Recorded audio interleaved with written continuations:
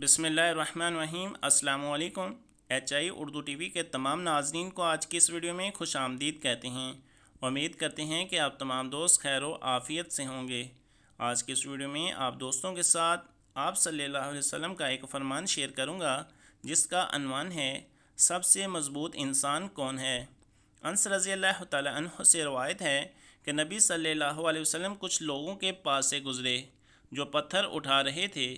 آپ صلی اللہ علیہ وسلم نے فرمایا، یہ لوگ کیا کر رہے ہیں؟ لوگوں نے کہا کہ یہ پتھر اٹھا کر سختی یعنی قوت مضبوطی حاصل کرنا چاہتے ہیں۔ نبی صلی اللہ علیہ وسلم نے فرمایا، کیا میں تمہیں اس سے بھی قوت والی یا مضبوط چیز نہ بتاؤں؟ یا اسی طرح کی کوئی بات کہی۔ وہ شخص جو غصے کے وقت اپنے آپ کو قابو میں رکھتا ہے وہ اس سے زیادہ قوت والا اور مضبوط ہے۔ نیکی کی بات کو دوسروں تک پہنچانا صدقہ جاریہ ہے۔